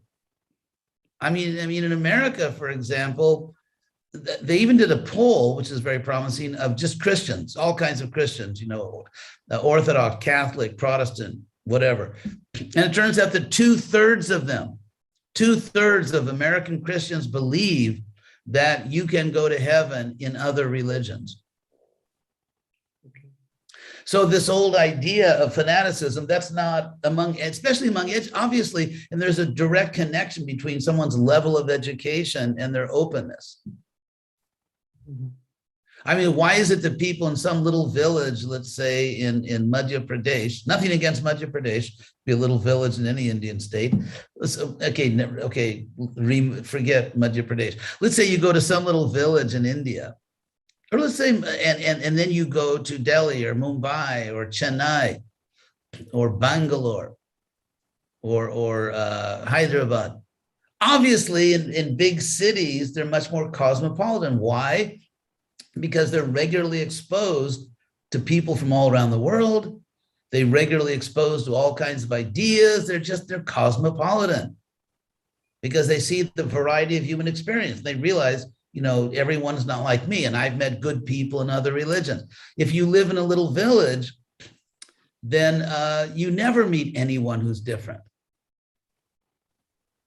And so I think it's a question of culture. It's like, where do you live and what's your experience? If you live in a fanatical regime, let's say you live in China, and where the government is this totalitarian dictatorship, then because the government violently persecutes anyone that disagrees with the government, really about anything, so artificially, you're not going to get a cosmopolitan situation. Clearly, if China had a more civilized, more human government, China would produce all kinds of varieties of views. And so when you have a cosmopolitan atmosphere, we don't think that, Christians are just wrong. I think that, fanatical claims are wrong. But if they say Jesus, is my savior, fine, have a great time with Jesus. Or if some Muslim says the Quran inspires me, go for it. So the problem, you see, we have to make a distinction between the positive claims of religion and the negative claims. A positive claim would be God is great, Allah Akbar, God is great, or God is merciful. Those are positive claims. If you say God hates everyone that doesn't belong to my religion, that's a negative claim. And that's ignorant. And so it depends on what kind of claim they're making, what educational level we're talking about. So just the simple statement, people in every religion think they have the only way. First of all, statistically, that's grossly untrue. Mm-hmm. Because actually there are billions of people in the world that don't think that way. Mm-hmm. And if you look at educated Muslims, for example, truly educated, not just in some madras, but, educated Muslims, they tend to be more cosmopolitan. They often they're very open-minded. So many atheistic schools like Jainism and old schools like Jainism, new like Sant Mat, which I don't really know so much about, don't believe in the supremacy of a Godhead. No, they only believe in the supremacy of their foolish leader. They argue that even so-called God incarnations are below the level and authority of assembly of saints. Seriously? I mean, that just sounds bizarre, because the saints are people who love God. Yeah. And so if you have a saint that says, follow me, but not God, we just have another sociopath. As far as Jainism, what's interesting about Jainism is it didn't work. I mean, if you look at Buddhism and Jainism, compare them. They both came from India. Right. One of them became a world religion. The other one is sort of like a brown dwarf that never became a star. Yeah. And so, I mean, Jains are nice people nowadays. You know, they're nice people, and there are many very nice people in India that are Jains. So I'm not putting, but I'm saying that if you say there's no God, then ultimately you don't make it. Because your claim that there's no God simply does not match the experience, the deep intuitive experiences of an overwhelming majority of human beings.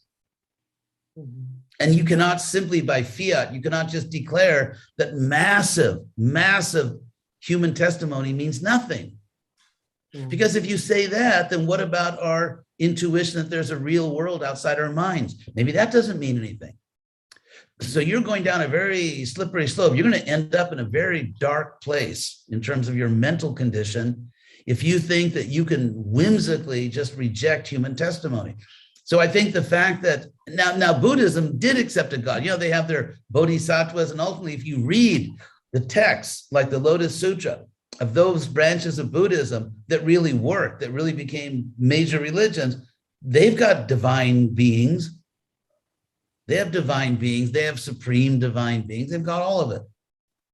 And things like Jainism that didn't accept a God, basically, the market rejected them because their teachings do not coincide with most people's deep intuitions.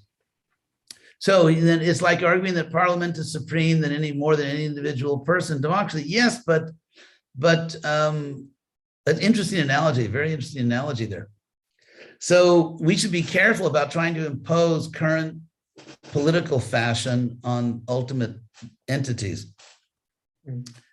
And so to say that because we have a parliamentary system or a congressional system or division of powers and all that, it's the same way with God. I don't follow the logic. For one thing, God is much more efficient than parliaments. I mean, democratic governments are notoriously inefficient, whereas God has very efficiently maintained the world. So the efficiency of the laws of nature seems to indicate it's not a parliamentary system. So are the attributes of God defined similarly in Bible, Quran, and Upanishads? Not to the same level of detail. How is God defined in the Quran? As a supreme being, but the idea of a person, I mean, Muslims are not even allowed to paint pictures. They were so incredibly iconoclastic. That's why Muslim calligraphy became so advanced, because that's the only thing that artists could do, for God's sake. You know, if you were an artist, like a born artist, you couldn't do art. So calligraphy. But it's really just amputating a huge dimension of God's creation, the visual dimension. God has created eyes. God has given us vision, beauty. And so to cut all that out is, I think, it's a bad move. The Quran is very simple. I mean, you can YouTube, there's a million things in the Quran, but it's sort of very, very simple theology. Is it possible that all humanity starts believing in the common attitude and beliefs and behave in a manner to reform their behavior and actions to start caring for all humans? No. I mean, is it possible? I mean, you know, what's possible, what's not possible. But the point is, it's saying that, it's like saying, I love my mother just because she cooks for me. I mean, really? I was very fortunate. I was born into a very good family. I had very good, loving parents, for which I'm very grateful to Krishna. And to say that, okay, my feelings of having loved my mother or just because, she cooked for me, or she cleaned my room, or she put, no, people love God because they love God.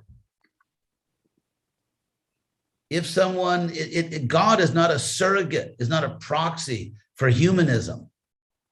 And frankly, you want to be honest, most human beings are not at all lovable. Most human beings are selfish, ignorant, and who gives a damn about you in India? People care about their own family. How many people or America or Germany, anywhere, how many people really give and care about you? Why are people lovable? Just because they're humans? Just because you're anatomically human, therefore you're lovable? Are you a loving person? Or are you lovable? As a soul, you are. But whoever said that humanity is lovable? If we study humanity, there are beautiful acts and there are nice people. You look at all the wars, the selfishness, the greed. People don't hesitate to mess up somebody else's life if they can make an extra rupee or $1 or a euro. The selfishness, the vanity, the false pride of human beings is just, it's absurd. Yes, underneath there's a pure soul. So to say that I, talk about God just to love people is why? I love God because he's not a human.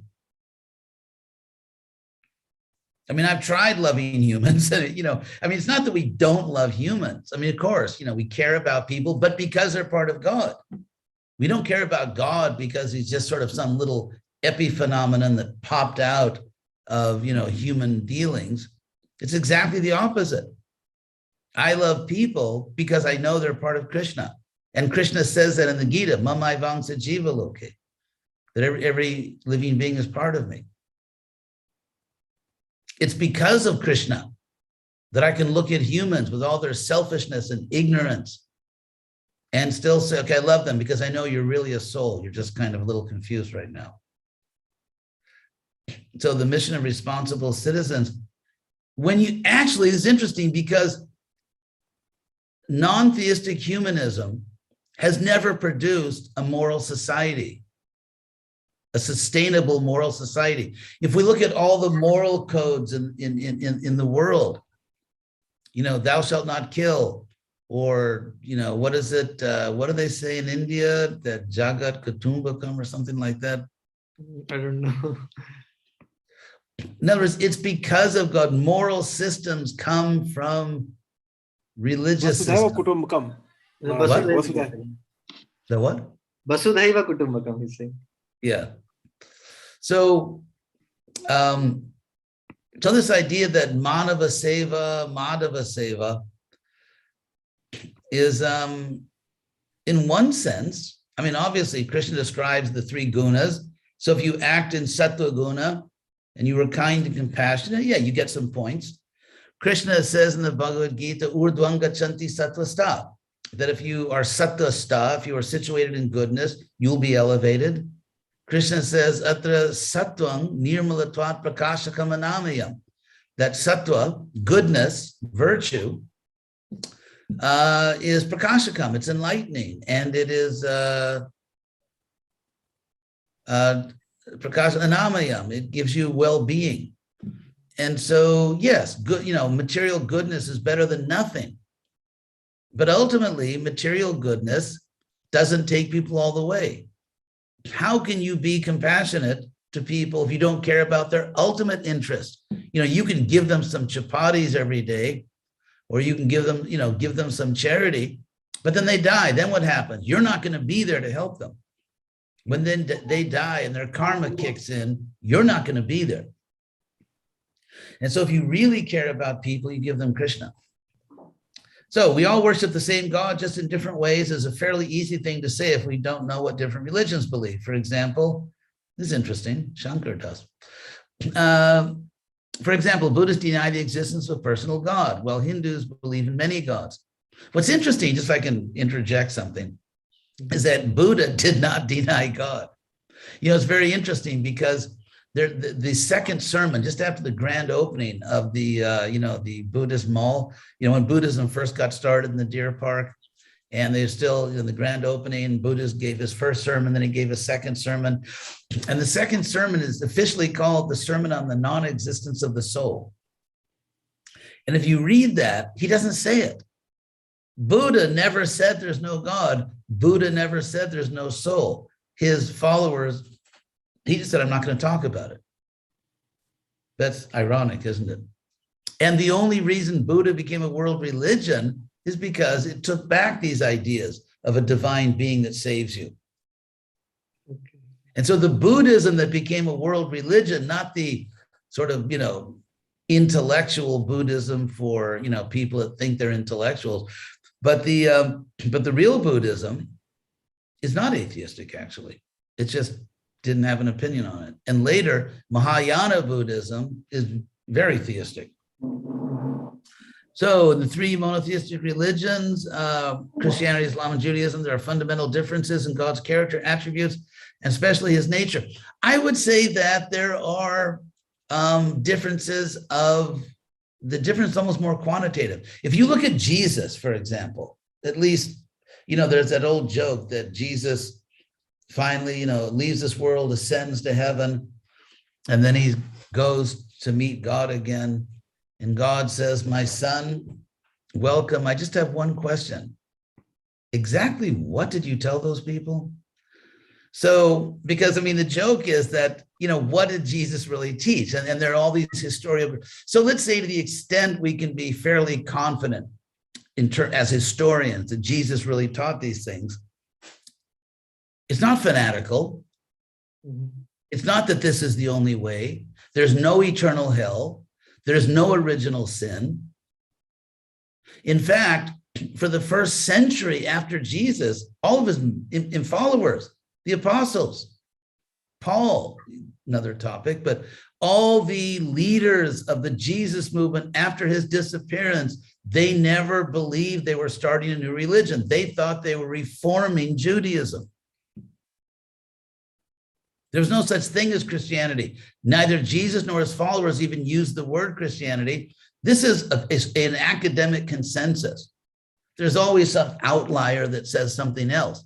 But in terms of mainstream scholarship on Christianity, the apostles, the followers of Jesus, direct followers who knew him, of course, Paul didn't know him, did not think they were starting a new religion. They were reforming Judaism. And what was the reform? The reform was you have to be more compassionate. You have to care about people. The Sabbath is made for man. Man is not made for the Sabbath. You have to be forgiving. Let him who is without sin throw the first stone. So therefore, all these ideas that this is the only way, that original sin, and that Jesus died for your sins, and that the Trinity doctrine, that's not original. That's not Jesus. Jesus didn't teach a Trinity doctrine. And so again, when you have sectarian people who become murderously sectarian, even Constantine, the first Roman political leader who accepted Christianity, he puts out this edict that anyone that disagrees with the church doctrine, which by the way, Jesus never taught, should be killed. So the rise of Christianity as a world religion exactly coincides with the manifestation of Christianity as a murderous, fanatical organization. And in fact, you have, I don't want to hurt anyone's feelings. This is not against Jesus. And this is not against the many true saints who follow Jesus. There are many great souls that follow Jesus who are really admirable, saintly people. And Jesus is admirable. But you have this murderous regime where anything declared to be heresy is punished by murder, by killing the person. And you're not allowed to think other ways. There's a whole history. You can trace the whole history of this historical development. And that's why science became atheistic, because they were reacting against that. They thought that, you can't accept religion at the same time have intellectual freedom. Right. So anyway, the doctrine of the Trinity especially distinguished Christianity from the world's religion. Yeah, the Trinity doctrine, there's no time now, but it's, in my mind, it's actually polytheism. And it's, but that's, I'm glad you're interested. It's a very interesting topic, but we'll have to talk about it at a different time. Yeah. So if God is infinite, then it means there is no place where God may not exist, as nothing apart and separate from infinite may exist. So does it mean that everything is God? Clever. Or only God exists and rest are just temporary false appearance? This actually gets into the beta philosophy. Exactly. Everything is God, but everything is not God. And so there's a oneness and difference. Ramanuja also taught this, by the way, in his famous Sharira Shariri analogy. But so Krishna is everywhere, but he's not in material space. And so you could raise the question, can two physical objects occupy exactly the same space? In other words, even down to, molecular subatomic space. What's the answer? Is Tushar around? I can unmute. Well, let's say let's talk on the macro level. Yeah, suddenly, because we won't get into some of the spooky actions of quantum physics. So if you talk on the macro level, like Newtonian physics, right now my computer's on my desk, and I assume yours is on your desk. And so therefore, no other, like this glass of water cannot occupy the exact same physical space as my computer. No. But with Krishna, it's different. Krishna talks about this, by the way, in the beginning of chapter 9 of the Gita, where he says, I am in everything, but I'm not in everything. Everything is in me, but everything is not in me. And so we're not talking about physical space here. So Krishna is everywhere, and yet he's not everywhere, and he's not in everything. He is in everything, but at the same time, everything is not Krishna. So I suggest you read those chapters of, in the beginning of chapter 9, you'll find those chapters. Maya tatam. The first words are Maya tatam idam sarvam. I pervade this world, but I'm not everywhere. And so we're dealing with a very different type of physics. And if you understand what Krishna is talking about, then you'll see that although he's everywhere and everything is in him, everything is not him. Right. And Krishna says, in another sense, everything is not in me. So did I experience the presence of God? Yeah, I did, actually. I'm not going to be falsely humble. I can't be genuinely humble or falsely humble. So I will just say that, yes, by the mercy of a very powerful Acharya, Prabhupada, yes, I have experienced, I think I experience God every day. Otherwise, one day I just wake up and say, what am I doing in the Hare Krishna movement? So yes, and I'm the person who, I don't just do things because I've always done them. I kind of am a free thinker. I'm actually infamous in some places for that, but I am sort of a free thinker. And I can honestly say everything that I do in my own bhakti yoga practice of Krishna consciousness, I do because it makes sense to me. I don't think I do anything that doesn't make sense to me. And for something to make sense to me, I have to see the logic of it. It has to be consistent with my personal experiences. And so, for example, we started this, nefarious movement called Krishna West. And so one of the points is that if you live in a particular country, you can, in terms of external superficial things like the way you dress or things like that, you can, follow the mainstream customs of your country. Of course, nowadays with globalization, it's almost the same everywhere anyway. But, and so it's not that there's some sacred Vaishnava dress, because Shastras never talk about that, and Prabhupada denied it. And so therefore, because I need personally, I have to have a reasonable life. I can't do things that make no sense to me unless I need a good reason to do things. And so I can honestly say that everything I do in my life, and I do practice bhakti yoga and follow our principles, is because it makes perfect sense to me. And my daily experiences of Krishna are such that it would be completely irrational of me not to serve Krishna.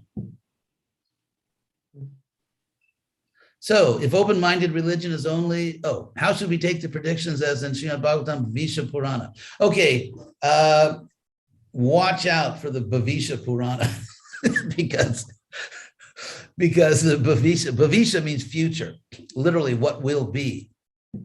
It's interesting in Sanskrit and also in so many other languages, the word for future which is the to come, that which is to come, like the Zukunft in German or the Avenir in Latin languages, that which is to come.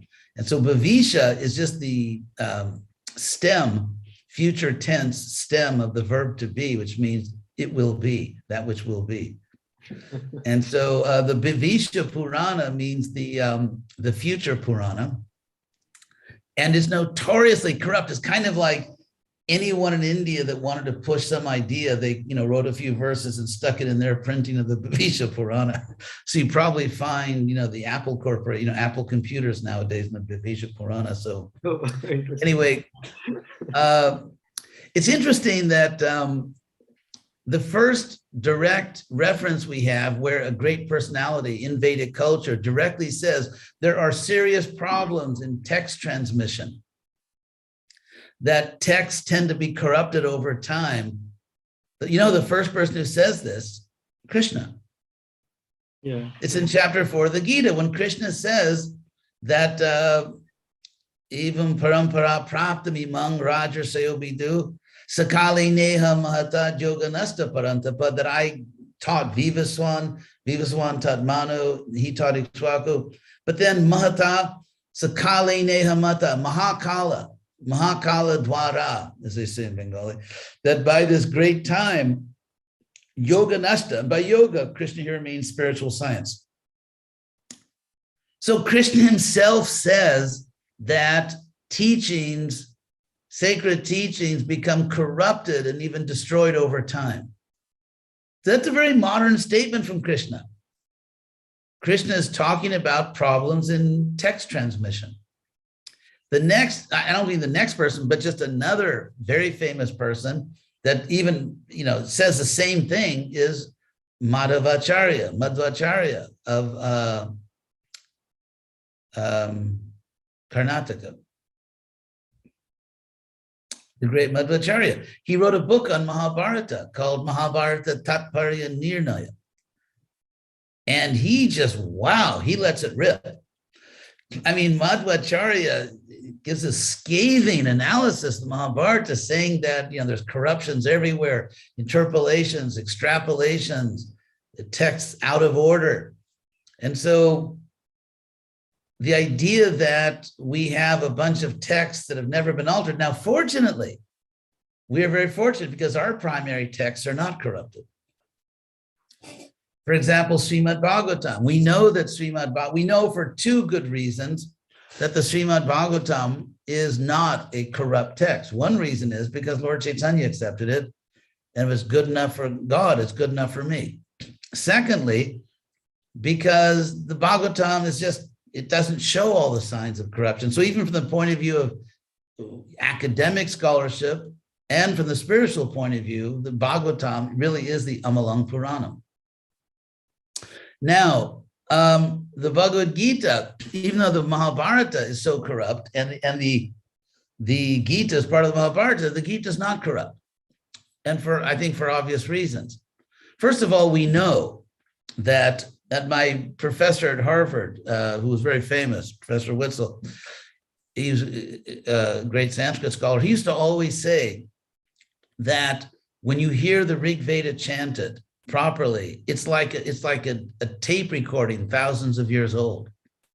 Because in the Rig Veda, or in the Veda in general, the power is not in the ideas so much. The power is in the actual pronunciation, the actual physical pronunciation. And you get a very good example of this in the Bhagavatam, where the Deva, Twashta, is performing a ritual to get revenge against Indra, who killed his son, Vishwarupa. And so in that sacrifice, he's chanting a mantra, which is Indra Shatru. Now, in the word Indra Shatru, which is actually, he wanted it to be a Tat Purusha compound in Sanskrit, which means Shatru, the mortal enemy of Indra. He wanted to say, let the sacrifice produce the mortal enemy of Indra. In other words, will kill Indra, which would be a Tat Purusha compound, would be Indrasya Shatru, the mortal enemy of Indra. But he just missed one accent. So instead of, he didn't get the word wrong, didn't even get the nothing. He misplaced the accent. So instead of saying in Indra Shatru, Indrasya Shatru, the enemy of Indra, he accidentally said Indra Shatru, which is a Karmadarya compound, which means Indra is the mortal enemy of this being. In other words, Indra will kill him. So just because of one, so it had nothing to do with, are you sincere and what's in your heart? And do you believe in God? It had nothing to do with that. He just got the accent wrong. And so therefore he produced a demon, or actually not a demon, it's actually a Vaishnava, but he produced a creature whom Indra killed. Now, if you look at the Upanishads, in the Upanishads, it's not about the phonemes, it's not about the pronunciation, it's about the ideas. The Upanishad is about ideas. And so therefore, and I'll give you just one hint of how Indologists get it all wrong in terms of their chronology, these scholars. Because if you have a text in which everything, all the power depends on precise pronunciation, you have to preserve that text. You have to preserve that text. And so therefore, I think scholars agree that the way the Brahmins memorized the Rig Veda or other Vedas was the greatest feat of memorization in human history. It was the greatest feat of memorization in human history.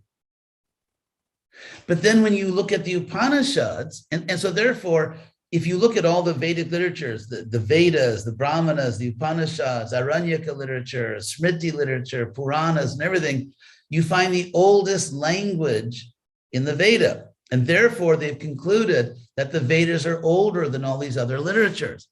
But of course, from our point of view, the Sanskrit language in the Vedas is old because it had to be preserved. Whereas in the Upanishads, you didn't have to preserve the exact. For example, if you're explaining Bhagavad Gita, you can explain it in your own words. And if the philosophy is correct, it has the same power. So therefore, there was no need, there was no cultural or spiritual need to keep the same precise language in the Upanishads, as long as you kept the ideas correct. And then, so that's ideas. And then when you get to the Puranas, Itihasa, say like Mahabharata, it's not the sound itself, and it's not even the philosophy. It was more the story. And even then the stories became, anyway, because they couldn't memorize. Mahabharata was too much even for Brahmins to memorize. And the Mahabharata was an oral tradition for thousands of years. And so it became corrupted. But I forget what was the original point we were talking about here, that Bhavishya Purana. Yeah, the Bhavishya Purana. And so we have from Krishna himself, we have from Madhvacharya and from others that there are text corruptions. There are also other kinds, and also let's say the Bhagavatam, it's a very intellectually sophisticated work. It's not all just like, religious fanatic that this book is the inerrant literal word of God. Some things are.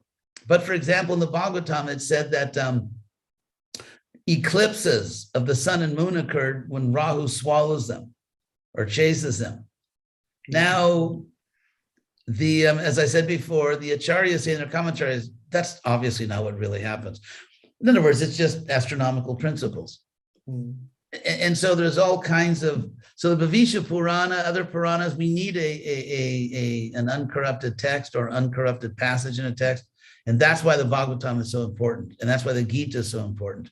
And of course, when we get to things like Chaitanya Charitamrita, we're well within documented modern history. Right. There's no real question. Yeah, I think So if you, it's 9:35. There are so many of the questions. So, what do you suggest?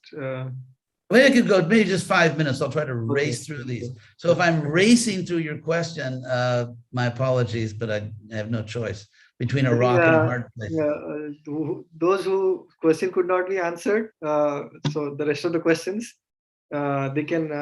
There is a link hdgoswami.com posted, so you can post there. Yes. Yes, that is also Yeah. one option. Yeah, please do that. So if open-minded religion is only amongst minority of the human population, actually more and more in the West, I would say there's a lot more open-mindedness. And even the sort of these silly people that follow, say, Dawkins, all these sort of silly modern atheists who wouldn't know philosophy if they tripped over it.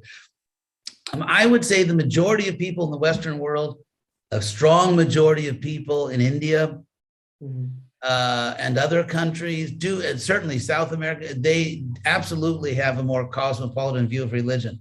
So the real fanatics, they make a lot of noise, but they're not the majority.